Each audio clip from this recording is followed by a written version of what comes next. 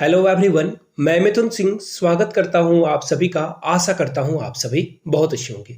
DSSB EMRS हो, कोई भी आप जब भी एजुकेशन वाले एग्जाम को देने के लिए जाते हो, चाहे वो PRT TGT PGT hostel warden हो या कोई भी और भी वैकेंसी हो, तो आपसे एजुकेशन प्रोग्राम के बारे में सवाल पूछे जाते हैं। यहाँ से सवाल बनते ही बनते हैं। तो मैं कोशिश करूंगा आप लोगों के लिए सबसे बेस्ट जो क्वेश्चन के कलेक्शन हो वो आपके साथ में साझा कर सकूं। अगर आपको इसकी PDF चाहिए होगी तो नीचे PDF कमेंट कर देना, और जैसे ही कमेंट सेक्शन में PDF 100 कमेंट आ जाएंगे ना, तो इसकी PDF को मैं टेलीग्राम पे अपलोड कर दूंगा। तो चलिए शुरुआत करते हैं मेरी फर्स्ट क्वेश्चन के साथ। क्या पूछा गया है, देखिए, भारत में किस शैक्षणिक योजना का उद्देश्य 6 से 14 साल के बच्चों के जो आयु के वर्ग के बच्चे हैं उनको मुफ्त जो है शिक्षा और अनिवार्य यानी कि फ्री एंड कंपलसरी एजुकेशन दिया जाए। तो उस योजना का नाम आपसे पूछ लिया गया है, और आपको पता होगा, आपने लोगो हजारों बार देख रहे होंगे कि एक पेंसिल पे जो है एक तरफ लड़की बैठी हुई है और एक तरफ लड़का बैठा हुआ है, और उस पे क्या लिखा हुआ है, सर्व शिक्षा अभियान। अब देखिए, क्वेश्चन यहां से पूछा जा सकता है। अगर मैं इसे थोड़ा और जो है डिफिकल्ट बनाने की कोशिश करूं तो देखिए इसमें क्या क्या आपसे पूछा जा सकता है।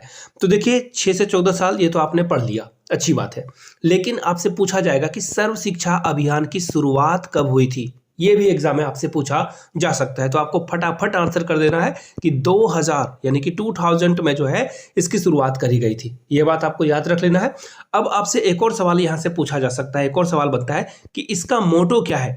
एक्चुअली देखना, हर जो भी प्रोग्राम बनते हैं उसका एक मोटो होता है। तो इसका मोटो क्या है, तो आपको मोटो में जो है लिख देना है एजुकेशन फॉर ऑल। इसका जो मोटो हो जाएगा वो हो जाएगा एजुकेशन फॉर ऑल। ये आपको बता देना है। क्लियर हो गई बातें। चलिए अगले क्वेश्चन की ओर बढ़ेंगे, उससे पहले कुछ और चीजों को मैं ऐड कर देना चाहता हूं यहाँ पे। देखिए, अब आप बोलोगे कि अब तो जो है मोदी गवर्नमेंट ने न्यू एजुकेशन पॉलिसी के तहत जो है इसकी उम्र सीमा को बढ़ाकर जो है 18 तक कर दिया गया। ये बात आपको याद रख लेना है।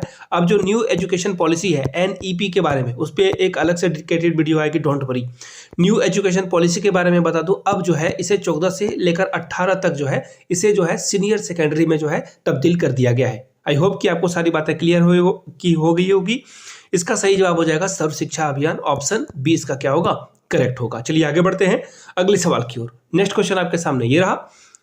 विच scheme focuses on enhancing access to the quality secondary education for all students. बात करते हैं उस योजना के बारे में जिसके द्वारा छात्रों को गुणवत्तापूर्ण जो है माध्यमिक एलिमेंट्री की बात की जा रही है, यहाँ पे बढ़ाने पे जोर दिया गया है। किसकी बात हो रही है, बार बार मैं कह रहा हूं, सेकेंडरी एजुकेशन माध्यमिक एजुकेशन के बारे में बढ़ाने की बात हो जा रही है। तो देखिए यहाँ पे अगर आप जाओगे पढ़े भारत बड़े भारत यानी कि PBB की ओर, आपका आंसर रॉन्ग होगा। सर्व शिक्षा अभियान के तहत मैंने अभी आपको बताया कि 6 से 14 साल के बच्चों को यहाँ पे दिया जाएगा एजुकेशन फॉर ऑल। और सर्व शिक्षा अभियान का पूरा मोटिव क्या था, प्राथमिक विद्यालय को जो है आगे बढ़ाना है।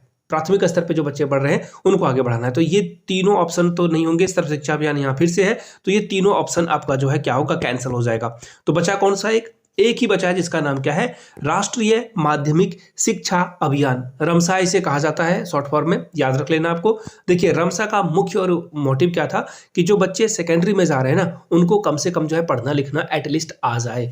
बात क्लियर हो गई होगी। याद रखिएगा, इसमें जो है यूनियन गवर्नमेंट या फिर आप मोदी गवर्नमेंट के नाम से समझ लो, या फिर से आप जो है इसे सेंट्रल गवर्नमेंट के नाम से भी समझते हो, वो जो है 75% जो है पैसा देगी। और इसमें जो है 20%, सॉरी, जो बचे हुए 25% है वो स्टेट गवर्नमेंट यहाँ पे जो है बियर करेगी, खर्च करेगी। समझ गए बात को, कि 75% तो मोदी जी पैसा दे देंगे और 25% आपके जो स्टेट के जो चीफ मिनिस्टर हैं या फिर जो गवर्नमेंट है वो यहाँ पे पैसे खर्च करेगी। आई होप कि आपको सारी बातें क्लियर हो गई होगी। आगे बढ़ते हैं।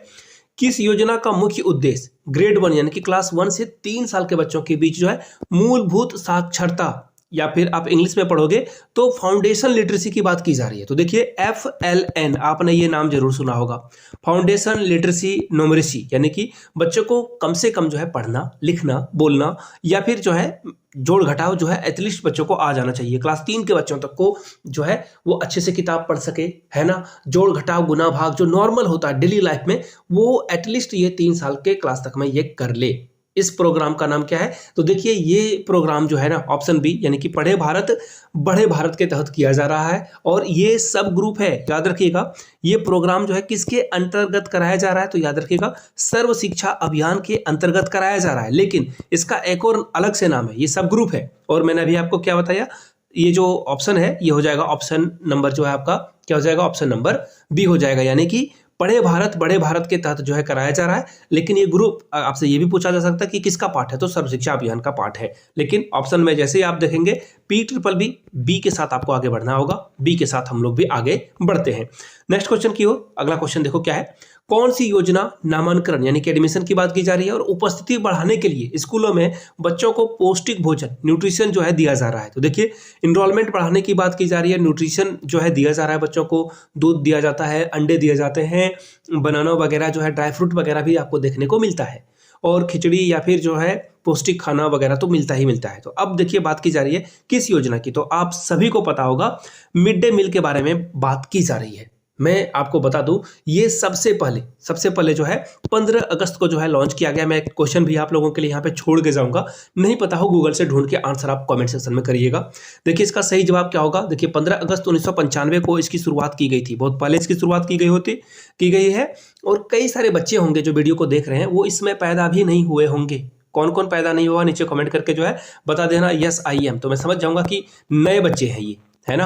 तो ये बात हो गई। अब मैं आपसे क्वेश्चन पूछ रहा हूं, जवाब आपको देना है। आपको बस ये बताना ये जो मिड डे मील स्कीम है ना, किस राज्य में किस स्टेट में सबसे पहले लागू की गई थी, नीचे कमेंट करके आप लोग इसका जवाब दीजिएगा। ठीक है, भरोसा है आप लोग जरूर गूगल पे सर्च करोगे या फिर कमेंट सेक्शन में देखकर ही आप जवाब दे देना। लिखने से आपके ब्रेन में जो है लॉन्ग टर्म तक आप उसे याद रख पाते हो। चलिए अगले सवाल की ओर हम लोग बढ़ेंगे। किस योजना का उद्देश्य प्रारंभिक स्तर पर लड़कियों के शैक्षिक विकास को सुनिश्चित करना था, इंश्योर करना था, educational development for girl at elementary level. तो देखिए इसका सही जवाब क्या हो जाएगा, इसका सही जवाब हो जाएगा देखो ऑप्शन नंबर ये रहा, ऑप्शन नंबर डी। यहां से जो है आप पढ़ लीजिए, national programme for education of girl at elementary level, यानी कि प्रारंभिक स्तर पर लड़कियों की जो शिक्षा है उसका राष्ट्रीय कार्यक्रम लाया गया था। देखिए इसका मुख्य उद्देश्य था कि लड़कियों को एटलीस्ट जोड़ घटाव गुना भाग और वो चीजों को पढ़ सके, लिटरेट किया जा सके, ताकि जो है वो आगे डिसीजन जो है अच्छे से ले पाए। इसका सही जवाब क्या हो जाएगा, ऑप्शन नंबर डी के साथ आपको जाना था, D is the right answer. चलिए अगले क्वेश्चन की ओर हम लोग बढ़ेंगे। भारत में जिला प्राथमिक शिक्षा कार्यक्रम यानी कि DPEP की शुरुआत कब करी गई थी, तो देखिए इसका सही जवाब हो जाएगा 1994 में इसकी जो है शुरुआत की गई थी। कब, 1994, यानी कि देखो यहाँ ऑप्शन में कोई भी नहीं है, बट कोई बात नहीं, आप लिख लो इसे।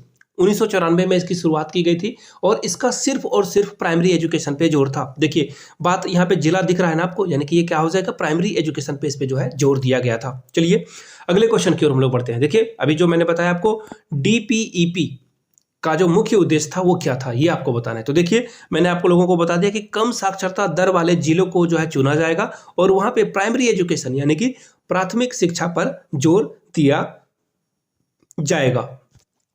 अगला क्वेश्चन देख लो क्या है, DPEP को लागू करने के लिए कौन सी सरकारी संस्था जिम्मेदार थी, कौन सी गवर्नमेंटल जो है इंस्टीट्यूशन यहाँ पे जो है जवाबदेही थी इनके द्वारा जो है इसको लागू किया जाना था। तो देखिए ये जो DPEP है, जिले से जो जिस जिले में बच्चे कम तेज हैं वहाँ पे जो है प्राथमिक स्तर जो बच्चे का है वो बहुत खराब हो चुका है, उसे चयनित करके आगे बढ़ाने का काम जो है शिक्षा मंत्रालय का था, मिनिस्ट्री ऑफ एजुकेशन का था, यानी कि ऑप्शन ए आपका क्या होगा, करेक्ट हो जाएगा। चलिए आगे बढ़ते हैं। DPEP का क्रियान्वयन के दौरान कितने चरणों से ये गुजरा है, तो देखिए ये जो है 3 चरणों से गुजरा है। सबसे पहले मैं आपको जो है डेटा ही दिखा देता हूं। सबसे पहले देखिए ये यूनियन गवर्नमेंट के द्वारा गुजरा है, फिर जो है स्टेट गवर्नमेंट के द्वारा ये गुजरा है, और फाइनली ये जो है डिस्ट्रिक्ट एडमिनिस्ट्रेशन भी आप इसे कह सकते हो, यानी कि डिस्ट्रिक्ट लेवल पे जो है इसके ऊपर जो है काम किया गया है। इसका जो सही जवाब हो जाएगा, ये 3 स्टेज है, मैंने 3 स्टेज आपके सामने लिख दिए, ऑप्शन सी आपका क्या होगा, करेक्ट हो जाएगा। चलिए आगे बढ़ते हैं नेक्स्ट क्वेश्चन की ओर। नेक्स्ट क्वेश्चन आपके सामने ये रहा, DPEP लागू करने वाला पहला स्टेट कौन सा था, सीधा सीधा जवाब है मध्य प्रदेश। ये मध्य प्रदेश में इसका सही जवाब हो जाएगा, ऑप्शन डी के साथ आप आगे बढ़ते। इसमें टाइम वेस्ट मैं बिल्कुल नहीं करूंगा। अब देखिए बात करते हैं ऑपरेशन ब्लैक बोर्ड की। आपको लग रहा होगा कि अच्छे ब्लैक बोर्ड की बात की जा रही है यहाँ पे, कि एटलीस्ट वहाँ पे जो लिखा जाए पीछे के भी बच्चों को पढ़ा जा सके, या फिर उसमें जो है किसी भी तरह का लाइटनिंग वगैरह का इशू ना आए। आप अपने जगह पे बिल्कुल सही हो, मैं आपकी बात से जो है बिल्कुल भी डिसएग्री नहीं करूंगा, लेकिन इसमें जो है कुछ और चीज़ों के बारे में भी बात किया गया था ऑपरेशन ब्लैक बोर्ड में। देखिए 1986 में हम लोगों की जो है एजुकेशन पॉलिसी आई थी, आप लोगों को याद होगा, उस एजुकेशन पॉलिसी में जो है, नेशनल एजुकेशन पॉलिसी में जो है, एनईपी में जो है बात की गई थी किसके बारे में? देखिए, वॉल्स के बारे में, यानी कि स्कूल के जो दीवार हैं वो एटलीस्ट अच्छे जो है होने चाहिए, उनके ऊपर जो है पेंट जो है अच्छे से किया जाना चाहिए, साथ में जो है टॉयलेट वगैरह भी जो है आपका अच्छे से होना चाहिए, ये भी आपको याद रखना होगा। आगे देख लेते हैं कुछ और चीज़ों को। टॉयलेट साफ सुथरा होना चाहिए, साथ में जो ब्लैक बोर्ड है वो एटलीस्ट जो है बच्चे पीछे से भी देखकर जो है समझ सके कि ब्लैक बोर्ड पे क्या लिखा हुआ है, ब्लैक बोर्ड का अच्छा होना जरूरी है। ये सारी बातें जो है की गई थी कब? 1997 में, यानी कि ऑप्शन सी की। और हम लोग आगे बढ़ेंगे। कुल मिलाकर बात है, ये इंफ्रास्ट्रक्चर की बात की गई थी जहां पे उसे ठीक किया जाना था। पूछ भी दिया गया है ब्लैक बोर्ड का क्या मुख्य ऑब्जेक्टिव था, उद्देश्य, मेन ऑब्जेक्टिव के बारे में आपसे बात की जा रही है। तो देखिए, इसका मेन ऑब्जेक्टिव क्या था कि जो एजुकेशन क्वालिटी है गांवों में जो बहुत खराब स्थिति में है उसे ठीक किया जाए, to provide the financial assistant to the schools for the infrastructure development, यानी कि स्कूल में जो दीवार हैं, वॉल हैं, उन पे जो है पेंटिंग की जाए और क्लासरूम में जो है टीएलएम वगैरह की जो है व्यवस्था की जाए। आगे बढ़ते हैं। ऑपरेशन ब्लैक बोर्ड के तहत मुख्य रूप से किस प्रकार के स्कूलों को लक्षित किया गया था, उन्हें टारगेट किया गया था कि यहाँ पे जो है इसे ठीक करना है? तो देखिए, इसका सही जवाब क्या हो जाएगा? रूरल, यानी कि गांव में जो है स्थिति बहुत खराब थी, वहां पंखे नहीं है, बिजली नहीं है, स्कूल में जो है पानी भर जाता हो और स्कूल के चारों ओर जो है जो चार दीवारी होती है वो भी, बाउंड्री भी नहीं है स्कूल में। तो ऐसे स्कूलों को जो है ठीक करने की बात की गई थी कि कम से कम एक बाउंड्री हो ताकि आवारा पशु वहां पे घुस जो है अंदर ना आ सके, और साथ में जो है प्लांटेशन वगैरह किया जाए। तो दैट्स इज ऑप्शन बी, यानी कि रूरल गवर्नमेंट स्कूल को जो है ठीक करने के लिए जो है इसे टारगेट किया गया था। चलिए आगे बढ़ते हैं क्वेश्चन नंबर 14 की ओर। भारत में बेसिक शिक्षा कार्यक्रम बीईपी, यानी कि बेसिक एजुकेशन प्रोग्राम कब से शुरू किया गया था? तो देखिए, इसका जो शुरुआत है, इसकी शुरुआत 1992 में, यानी कि 1992 में इसकी शुरुआत की गई थी। ठीक है, अभी आगे और इसके बारे में पढ़ेंगे, इसलिए मैं डिटेल्स में अभी नहीं बता रहा हूं। यहां से देखो, इसके बारे में एक और क्वेश्चन है। बेसिक शिक्षा कार्यक्रम को लागू करने वाला पहला स्टेट क्या था, कौन सा था, ये आपको पूछा गया। तो देखिए, ये भी मध्य प्रदेश ही है, मैंने इससे पहले भी आपको बताया था, मध्य प्रदेश इसका भी सही जवाब हो जाएगा। ऑप्शन डी के साथ आपको आगे बढ़ना है। इसके बारे में और बात करेंगे थोड़े से डिटेल्स में। बेसिक शिक्षा कार्यक्रम का मुख्य उद्देश्य क्या था, मेन ऑब्जेक्टिव इसका क्या था? तो देखिए, यहां से आप इसे देख पाओगे, इसका जो मेन मोटिव था कि कम साक्षरता दर वाले जो जिले हैं उसे चुन लेना था और वहां पे जो है प्राइमरी एजुकेशन जो खराब स्थिति में है उसे क्या करना है, ऊपर लेकर जाना है, यानी कि प्राइमरी स्तर पर जो बच्चे हैं जो खराब प्रदर्शन कर रहे हैं उन्हें ठीक करना था। चलिए आगे बढ़ते हैं।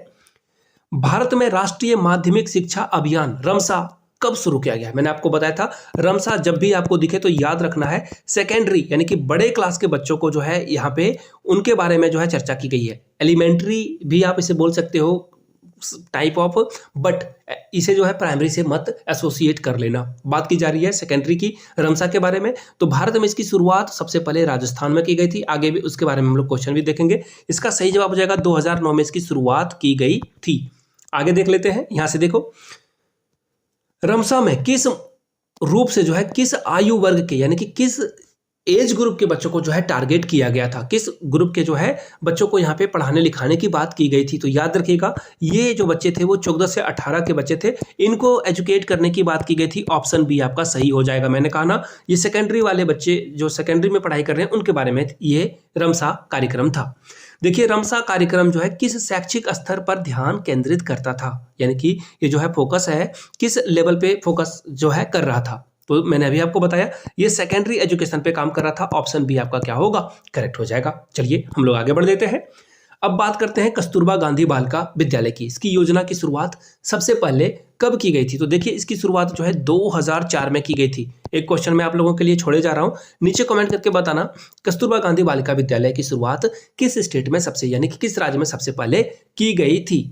अब देखिए, कस्तूरबा गांधी बालिका विद्यालय योजना के तहत शैक्षिक स्तर क्या था? देखिए, सबसे पहले इसे प्राइमरी पे ही खोला गया था, ओपन किया गया था, बट अब देखना यहाँ पे जो है +2 तक जो है आपको पढ़ाई होती हुई दिखेगी। ये बड़ी बात है। अब तो एडमिशन भी शायद 6 के बाद ही लेते हैं ये, यानी कि प्राइमरी से जो है अब ये ऊपर आ चुका है, यानी कि प्राइमरी स्कूल बहुत सारे गाँवों में खुल चुके हैं। यहाँ पे रेसिडेंशियल स्कूल है जहाँ पे क्लास 6 से लेकर जो है अब +2 यानी कि 12 तक की पढ़ाई आपको यहाँ पे देखने को मिलेगी। लेकिन इसका जो उद्देश्य था, स्तर था, वो क्या था? प्राथमिक स्तर पे था। याद रखना है आपको। आगे देख लेते हैं।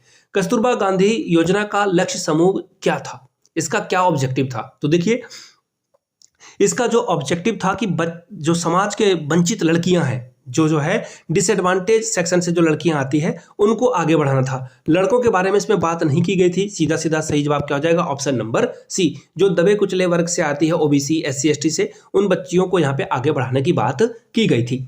कस्तूरबा गांधी बालिका विद्यालय का मुख्य उद्देश्य क्या था? तो देखिए कस्तूरबा गांधी बालिका विद्यालय के बारे में मैंने आप लोगों को पहले बताया था। तो देखिए यहाँ पे एलिमेंट्री एजुकेशन के बारे में जो है चर्चा की गई थी। पहले प्राइमरी था, फिर अब जो है इसे शिफ्ट करके एलिमेंट्री पे पहुंचा दिया गया है एंड एलिमेंट्री लेवल पे जो है बच्चों को, लड़कियों को जो है आगे बढ़ाने की बात की जा रही है। मैंने बताया आपको 6 से लेकर +2 यानी कि आईएससी या आईए या फिर आईकॉम तक बच्चों को यहाँ पे पढ़ाया जाएगा।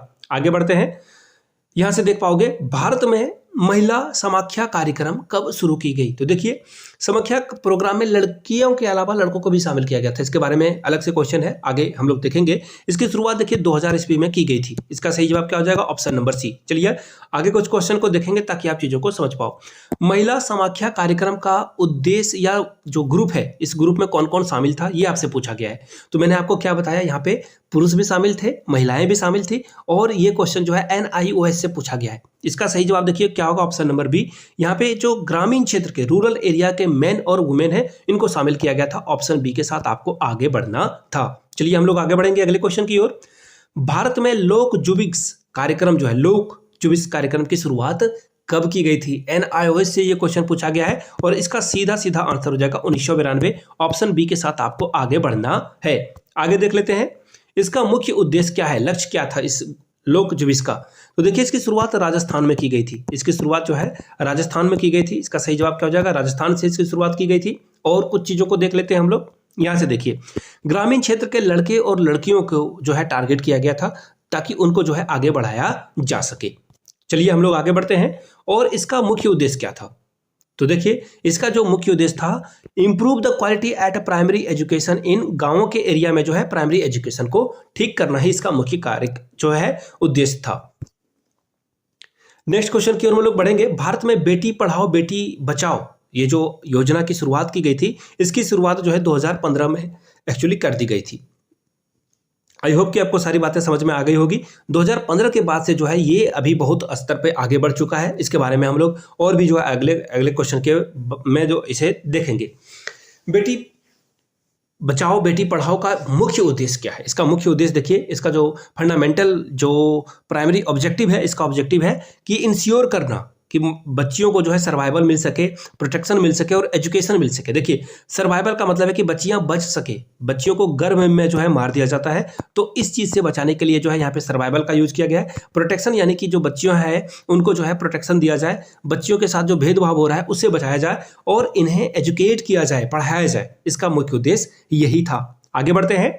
सुकन्या समृद्धि योजना SSY के लिए खाता खोलने के लिए आवश्यक बालिका का उम्र सीमा जो है वो कितनी होनी चाहिए? 5 साल है। और यहाँ पे देखिए इस योजना के तहत जो है जब लड़की 10th पास कर जाएगी, फिर 12th पास कर जाएगी, फिर ग्रेजुएट कर जाएगी, फिर शादी होगी, उसकी मैरिज होगी, तो अलग अलग जो टाइम पे है सरकार के द्वारा इनको जो है पे किया जाएगा, लड़कियों को पे किया जाएगा। CBSE उड़ान योजना का मुख्य उद्देश्य क्या है? तो देखिए इसका जो सही जवाब हो जाएगा ऑप्शन सी, यानी कि आर्थिक रूप से जो कमजोर वर्ग की गरीब छात्र हैं उनको जो है आगे बढ़ाना है। CBSE उड़ान योजना का यही मुख्य उद्देश्य है। अब मैं आप लोगों से पूछना चाहूंगा, EMRS Eklavya model residential school का जो मुख्य उद्देश्य है ये क्या है? ये किन बच्चों के, किन वर्ग के लड़के या लड़कियों को जो है आगे बढ़ाने की बात करते हैं? यहाँ पे नीचे कमेंट करके जो है इसके बारे में आप लोग इसका आंसर कीजिएगा। वीडियो यहाँ तक देख लिया तो एक बार जय हिंद जरूर लिखिएगा। और एजुकेशन के ऊपर में करंट अफेयर्स की वीडियो भी आप लोगों के लिए मैं जरूर लाऊंगा। नीचे कमेंट करके अगर आपको उसके लिए चाहिए तो करंट अफेयर्स लिख देना, या फिर आप CA भी लिख दोगे तो मैं आपके मैसेज को समझ जाऊंगा। मिलते हैं किसी और वीडियो में। वीडियो को यहाँ तक देखने के लिए आप सभी का बहुत बहुत शुक्रिया। Have a good day.